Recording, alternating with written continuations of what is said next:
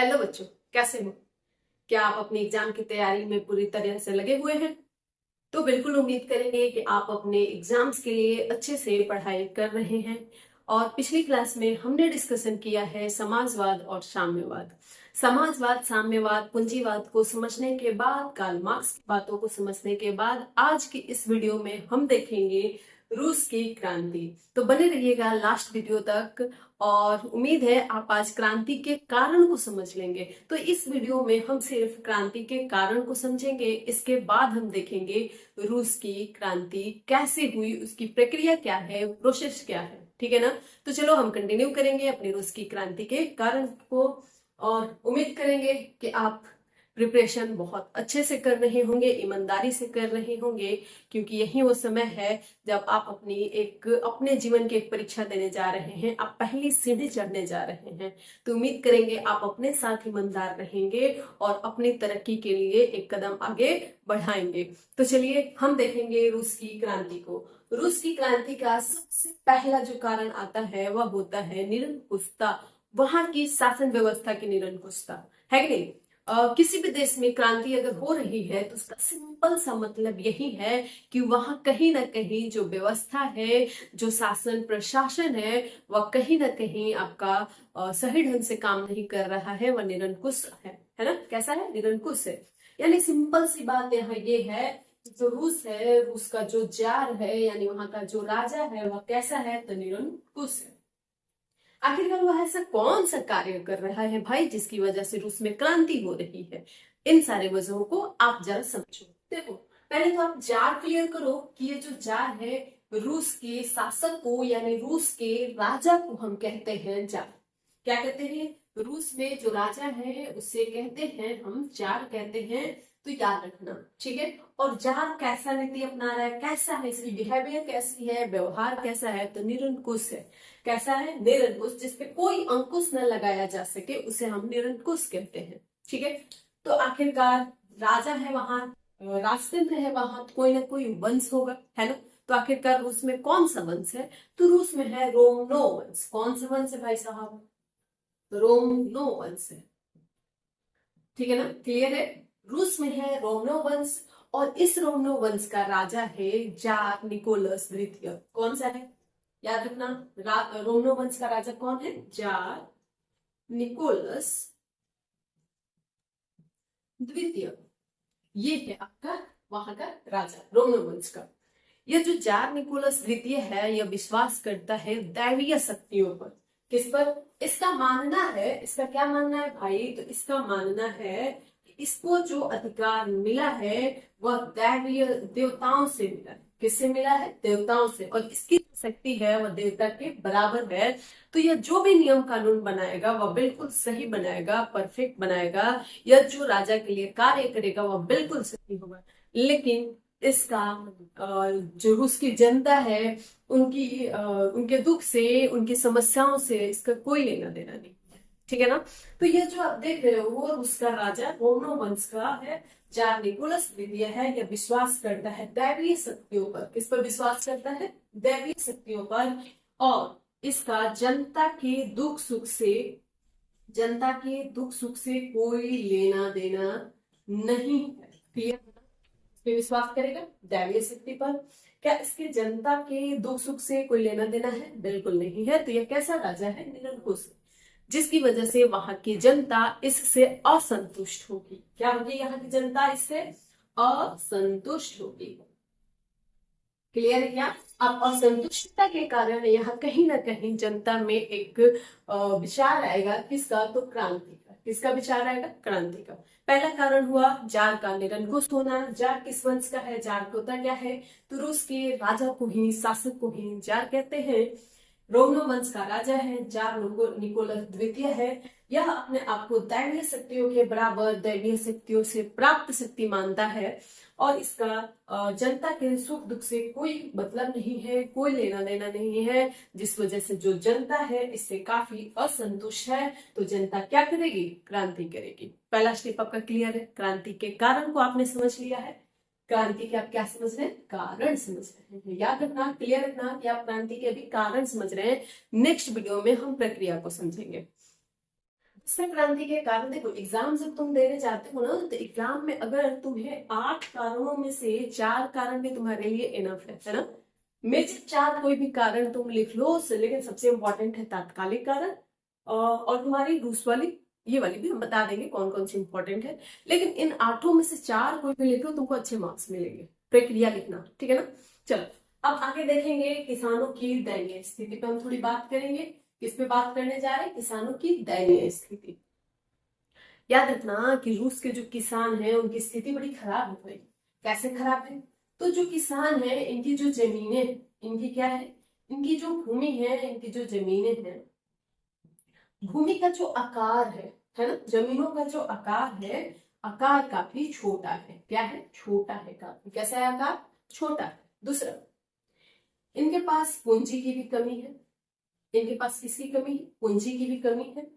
तीसरा, ये जो कृषि कार्य करते हैं वह पुरानी पद्धति से करते हैं। कैसे करते हैं भाई? जो कृषि कार्य करते हैं ये पुरानी पद्धति से। आप एक बात बताओ कि अगर इनके आकार छोटे हैं, खेती अगर किसान है, उनकी भूमि छोटी है, इनकी आकार, भूमि के आकार छोटे हैं, पूंजी भी कम है, और कृषि करने के जो तरीके हैं वह पुरानी है ना, पुराने तरीके से ये कृषि करते हैं, तो सिंपल बात है कि इनकी उपज क्या होगी? उपज क्या होगी? कम होगी। उपज तो कम हो रही है, बट टैक्सेस तो इन्हें ज्यादा देना पड़ रहा है, कर ज्यादा देना पड़ रहा है, अलग अलग प्रकार के टैक्स देने पड़ रहे हैं। कर क्या देना पड़ रहा है? ज्यादा। अब इन वजहों से किसानों की स्थिति काफी दयनीय है। तो किसान अब किधर की ओर बढ़ेंगे? क्रांति की ओर बढ़ेंगे, है कि नहीं? तो दूसरा क्रांति के कारण का आपका क्लियर हो गया होगा, किसानों की दयनीय स्थिति, है ना। क्यों भाई? किसानों की भूमि की आकार छोटे हैं, पूंजी कम है, कृषि कार्य जो करते हैं पुरानी पद्धति से करते हैं, जिसकी वजह से उपज कम होगा, बट टैक्स यानी कर ज्यादा देना पड़ रहा है। तो इनकी स्थिति कैसी है? दयनीय। और अब देखेंगे मजदूरों की दयनीय स्थिति, क्योंकि मजदूरों की स्थिति भी काफी दयनीय है, जो आगे किसकी तरफ बढ़ेंगे? क्रांति की तरफ बढ़ेंगे। कैसे भाई? इनकी स्थिति कैसे खराब है, इसको जरा समझो, ठीक है। मजदूरों की दयनीय स्थिति, जो मजदूर हैं यह दिन रात मेहनत करते हैं, इनसे काम ज्यादा से ज्यादा लिया जाता है। ये जो आप देख रहे हो मजदूर, ये काम तो बहुत ज्यादा करते हैं, जरूरत से ज्यादा, लेकिन इनकी जो वेतन है, जो सैलरी है, जो मंथली है, इनकी जो वेतन है, यह क्या हो गई है? इनकी वेतन क्या है? बहुत कम है। मजदूर की संख्या भी बहुत ज्यादा है, सारे मजदूर मिलकर के बहुत सारे काम कर रहे हैं, काम का प्रेशर भी ज्यादा है, लोड भी ज्यादा है, लेकिन वेतन क्या है? कम है। इसकी वजह से भी इनकी भी स्थिति क्या है? काफी दयनीय है। मजदूर की संख्या ज्यादा होने की वजह से रहने की, शहरों में रहने की जगह भी नहीं है। तो इन वजहों से कहीं ना कहीं ये किधर बढ़ेंगे?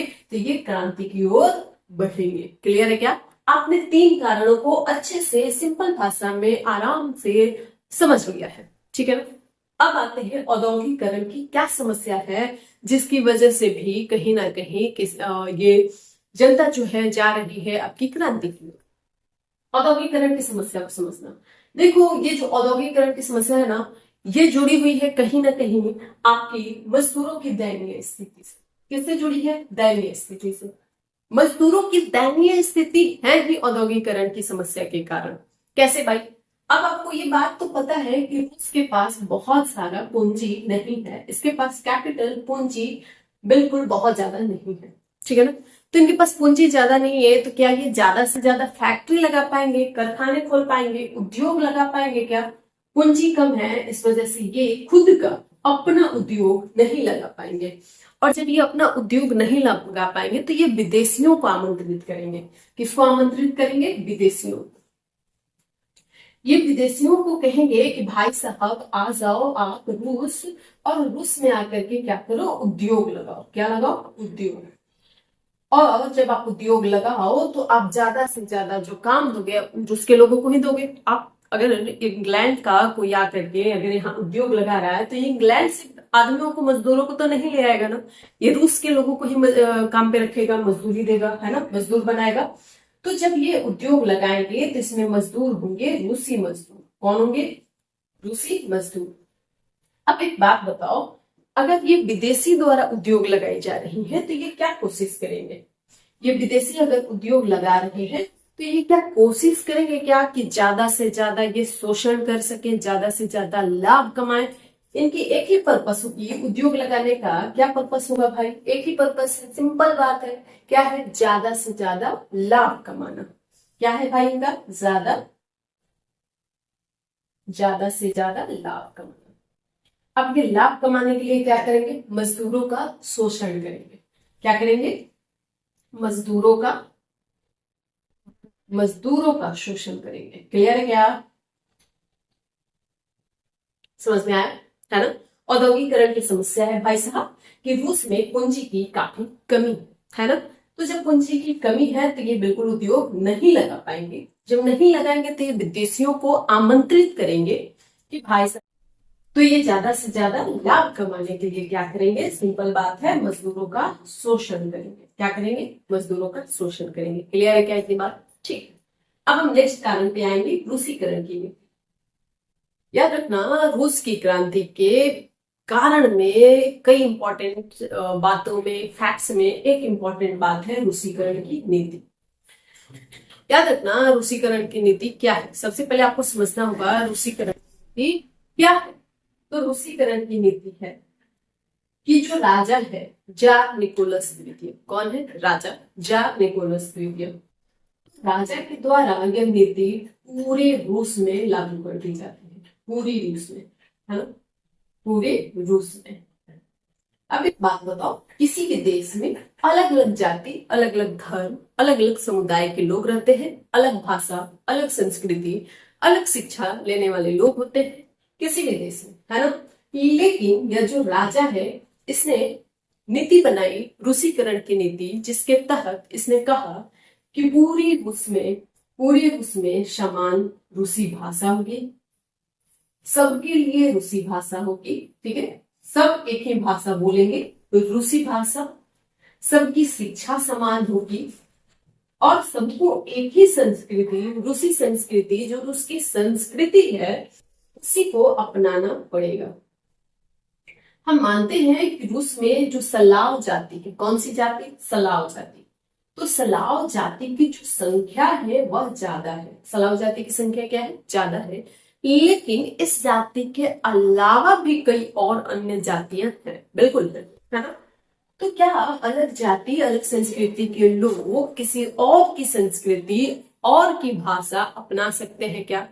बिल्कुल नहीं, बिल्कुल नहीं। वैसे ही बात है जैसे हम भारतीयों को, जैसे उत्तर भारत के लोगों को मलयालम बोलने बोल दिया जाए और केरल के लोगों को हिंदी बोलने के लिए प्रेरित, फोर्स किया जाए, है ना, जरूरी बना दिया जाए, कंपलसरी कर दिया जाए, तो ये कोई भी नहीं आपका मान सकता है बातों को, है ना। तो उसी तरह की नीति है कि राजा के द्वारा पूरे रूस में रूसी भाषा, शिक्षा और संस्कृति को लागू कर दिया गया, जबकि रूस में अलग अलग जाति, धर्म, समुदाय, अलग संस्कृति के लोग रहते हैं, है ना। तो इससे भी लोग काफी नाराज होंगे और इनके अंदर असंतुष्टता आएगी। ठीक है ना, क्या बात क्लियर है? तो रूस की क्रांति में एक इंपॉर्टेंट आपने फैक्ट समझा, रूसीकरण की नीति। रूसीकरण की नीति को आपने समझा कि राजा जार निकोलस द्वितीय ने पूरे रूस के लिए समान रूसी भाषा, शिक्षा, संस्कृति लागू कर दी है, जिससे अन्य जाति, धर्म के लोग इसे मानने से इनकार करेंगे, बिल्कुल करेंगे। क्लियर है क्या? और इसका पर्पस क्या था? राजा का पर्पस क्या था? तो राजा का कहना था कि एक ही राजा होगा, एक ही चर्च होगा और एक ही रूस होगा, बाकी कुछ नहीं। रूसीकरण की नीति का इसका उद्देश्य क्या था? एक जाल, क्लियर है, एक चर्च और एक ही आपका होना चाहिए रूस। एक देश, एक रूस मतलब एक देश होना चाहिए। क्लियर है क्या? तो रूसीकरण की नीति के तहत इसने ये बातें कही। क्लियर है? अब आगे हम समझेंगे 1905 के रूस जापान युद्ध को, कि कैसे 1905 का रूस जापान युद्ध एक क्रांति का कारण बना। इस युद्ध के कारण ही रूस में होता है, रूस में होगा आपका 1905 की क्रांति। कौन सी क्रांति? 1905 की क्रांति, जिसे हम मार्च की क्रांति भी कहेंगे। तो 1905 की क्रांति को हम बाद में समझेंगे, पहले इसके कारण हम समझ लेते हैं और कल की वीडियो में हम देखेंगे 1905 की क्रांति को। 1905 की रूस जापान युद्ध में याद रखना कि रूस जैसा बड़ा देश, रूस एक बड़ा देश है ना, जनसंख्या में भी बड़ा है, क्षेत्रफल में भी बड़ा है, परंतु जापान जैसा एक छोटा सा देश, जापान जैसा एक छोटा सा देश इस रूस जैसे देश को पराजित कर देता है। क्लियर है? कौन पराजित किया है? जापान ने रूस को पराजित किया है, जिस कारण अब जो रूस की जनता है, कौन है? रूस की जनता है, अब इसके अंदर जो राजा के प्रति एक राजा की शक्ति के लिए जो भ्रम है वो भ्रम टूट जाता है। क्या हो जाता है? भ्रम टूट जाता है कि राजा शक्तिशाली है। भ्रम क्या हो गया? साथ ही इस युद्ध की वजह से कहीं ना कहीं रूस की आर्थिक स्थिति भी खराब होगी। क्या होगी? आर्थिक स्थिति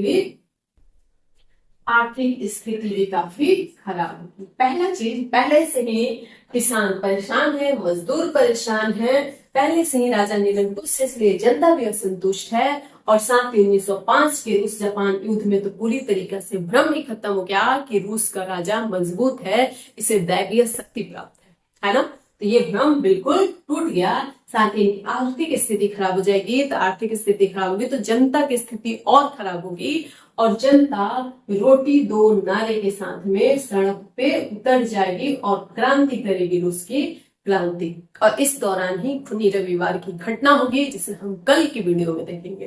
क्लियर है क्या? तो 1905 में रूस जापान युद्ध होता है। जापान जैसा छोटा सा देश रूस जैसे बड़े देश को पराजित करेगा, जिससे रूस की जनता का भ्रम राजा के प्रति जो शक्तिशाली का दैवीय शक्ति का है वह बिल्कुल टूट जाता है, और इनकी आर्थिक स्थिति भी खराब हो जाती है, जिससे जनता क्रांति करने आगे बढ़ जाएगी।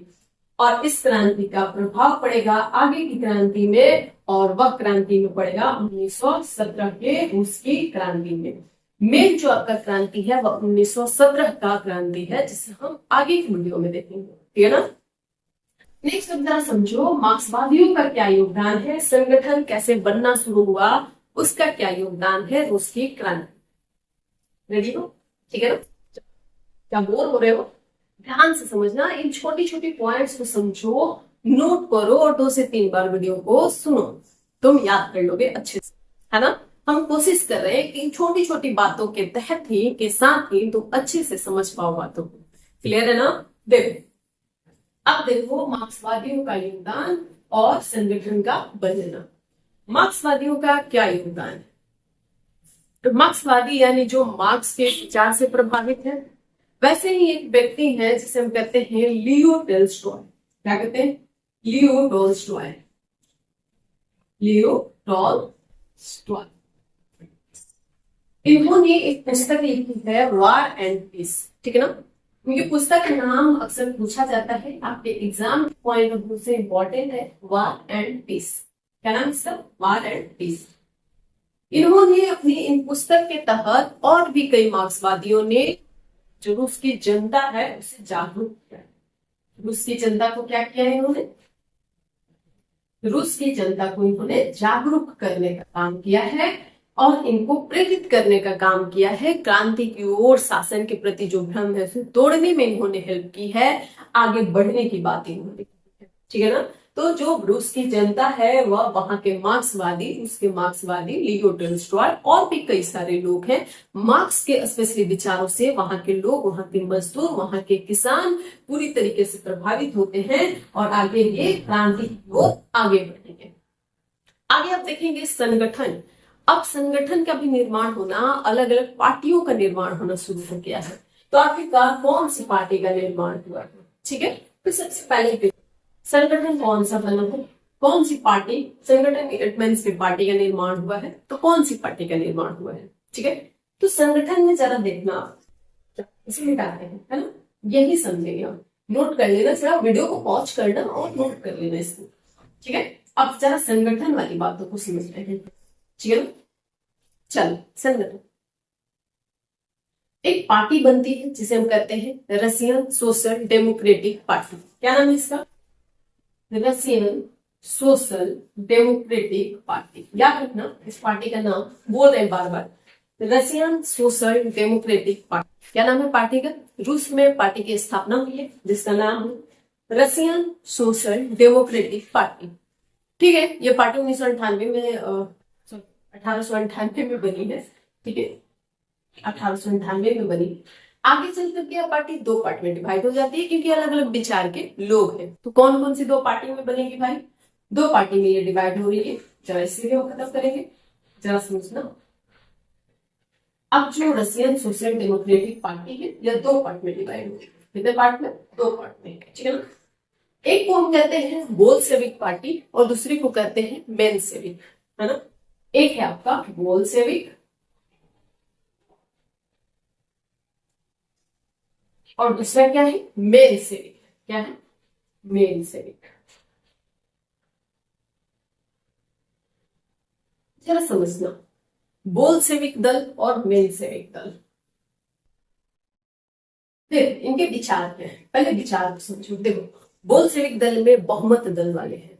ठीक है, इनकी जो मत है वो बहुत ज्यादा है, तो इसमें है बहुमत वाली। ये बहुमत दल वाली पार्टी है और ये अल्पमत वाली है। ठीक है, मेनसेविक कैसी है? अल्पमत।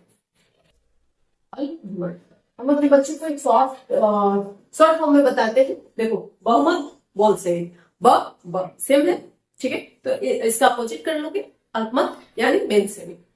बहुमत दल वाली पार्टी कौन सी है? बोल्शेविक। अल्पमत वाली पार्टी कौन सी है? मेनसेविक, है ना?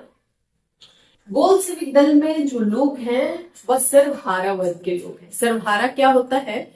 जो जिसमें किसान मजदूर जो लोग होते हैं उसे हम सर्वहारा कहते हैं। ठीक है, नेक्स्ट वीडियो में इसके बारे में भी हम चर्चा करेंगे। तो याद रखना,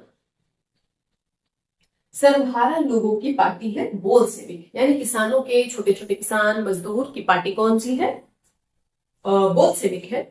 वही मध्य वर्गीय, जिसे हम बुर्जुआ वर्ग कहते हैं। क्या कहते हैं? बुर्जुआ वर्ग। क्या कहेंगे इसे? बुर्जुआ वर्ग कहेंगे। तो याद रखना, फिर से जब जाओ, अगर सो रहे हो तो ठीक है, ध्यान से सोचो कि संगठन का निर्माण होना शुरू हो गया है। एक पार्टी बनती है, राष्ट्रीय सोशल डेमोक्रेटिक पार्टी। यह पार्टी आगे चल के दो पार्ट में डिवाइड हो जाती है, बोल्शेविक दल और मेनसेविक दल।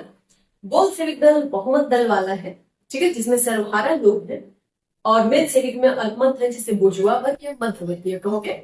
तो संख्या अगर कहे तो बहुमत वाले कौन होते हैं? किसान मजदूर की संख्या ज्यादा होती है, तो सिंपल बात है, सर्वहारा वर्ग की संख्या ज्यादा होगी, बहुमत दल वाले। और यही बहुमत दल वाले शुरू में जो आपका देखेंगे, एक बात याद रखना कि 1917 की जो क्रांति होगी, मैं कहा लिखूं, क्या यहां दिख रहा? ओके, कोशिश करते हैं। 1917 की जो क्रांति है वह दो पार्ट में होगी। ठीक है, एक पहले होगी मार्च में और एक नवंबर में। तो मार्च में जो होती है ना पहले वाली, ठीक है, जो सबसे शुरू में होती है, वह करने वाली है मेनसेविक। ठीक है, उस समय क्या होती है मार्च की क्रांति में? क्या होगी? ये 1905 वाली नहीं, 5 वाली नहीं, 1917 में दो होती है। ठीक है, तो 1917 में जो पहले होगी उस समय राजा छोड़ के गद्दी भाग जाएगा, तब मेनसेविकों की सरकार बनेगी। लेकिन मेनसेविकों को भी भगाने का काम कौन करेगा? बोल्शेविक। और तब बोल्शेविक क्रांति होगी, बोल्शेविक दल की पार्टियां बनेंगी, बोल्शेविक दल के लोग नेता बनेंगे, यानी सर्वहारा वर्ग के लोग नेता बनेंगे और शासन में आएंगे।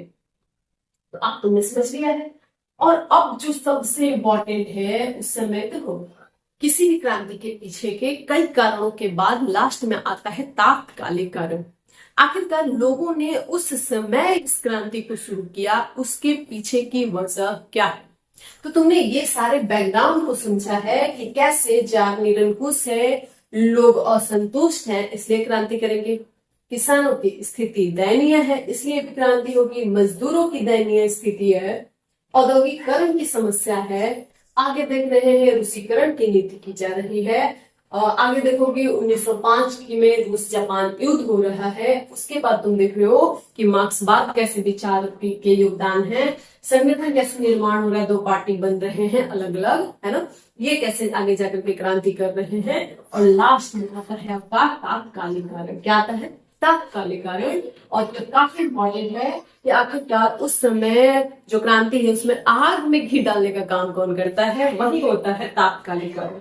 ठीक है ना, तो तात्कालिक कारण को और 1905 की रूस की क्रांति को कल के वीडियो में समझेंगे, तो बने रहिए। इस चैनल के साथ एसएसटी पाठशाला विद अपूर्वा मैम के साथ कमेंट करके जरूर बताइएगा कि वीडियो कैसा है, क्या आपको समझ में आया। इन छोटे छोटे बातों के साथ, इन छोटे छोटे शब्दों के साथ, इन छोटे छोटे आपके तरीकों से क्या आपको अच्छे से ये बातें समझ में आई हैं। आप 2 से 3 बार जब इस वीडियो को बार बार सुनोगे तो यही याद हो जाएगी। एग्जाम में कहानी के तरीका से आप अपने शब्दों में अच्छे से लिख पाओगे। देखो, सोशल साइंस में सबसे इंपॉर्टेंट होता है लिखना, है ना। आपको एमसीक्यू तो यहीं से मिल रही है ना।